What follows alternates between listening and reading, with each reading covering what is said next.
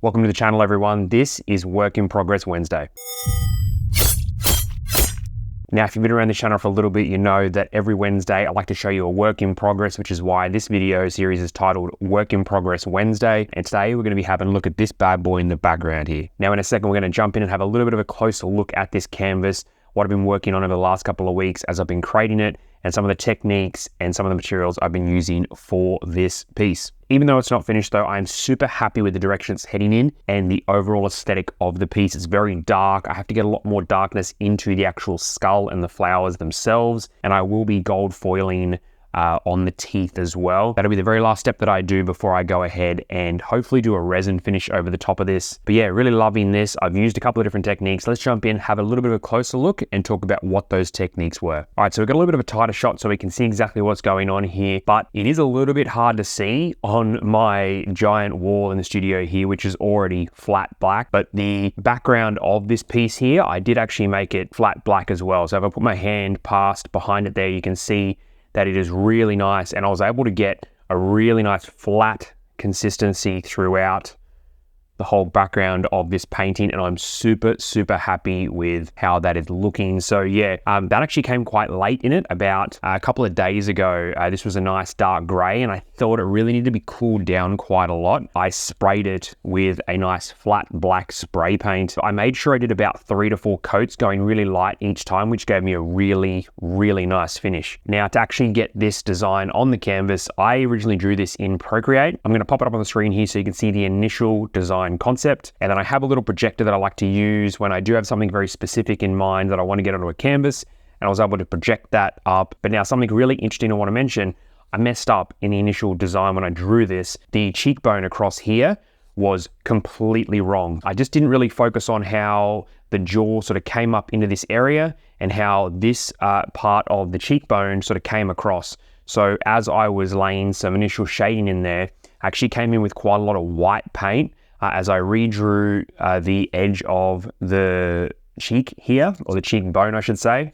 And then because it was white, it did allow me to have a bit of a highlight there, but it did hide the fact that I did get that part wrong. But I'm pretty happy with the way it's looking at the moment. When I did start this piece, I started really light, and I used a technique that I like to use sometimes where I kind of watercolor, but with acrylic paints. I definitely started with all my darker parts in the skull, and I built up as I went. Now, when I say watercolor with acrylics, what I would do is, if I was working on the forehead section here, I would wet that whole section with a really light layer of water, and then I would come in and use a really light wash of paint, bring it across, and it would help spread that out nice and evenly, but it wasn't too much of a hit of color at one time, which was really effective in the end. This also helped later on in the piece when I was starting to get the skull the way I wanted it, but I also wanted a lot of the color from these leaves, kind of like highlight pops coming through, or the overall saturation of the piece, to maintain some of this color. So I was able to wet down the skull, and I was able to use a really light wash like I have in these leaves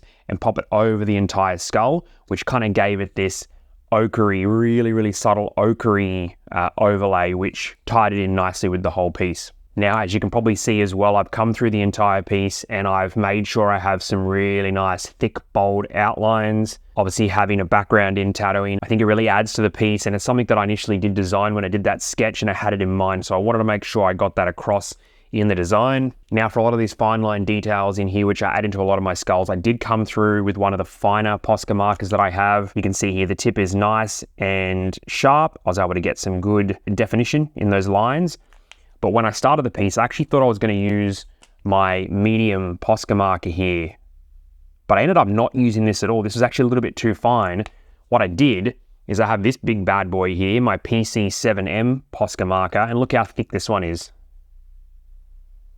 Massive, but it's got a nice rounded tip, and the tip is really versatile because it does kind of peak a little bit at the front there.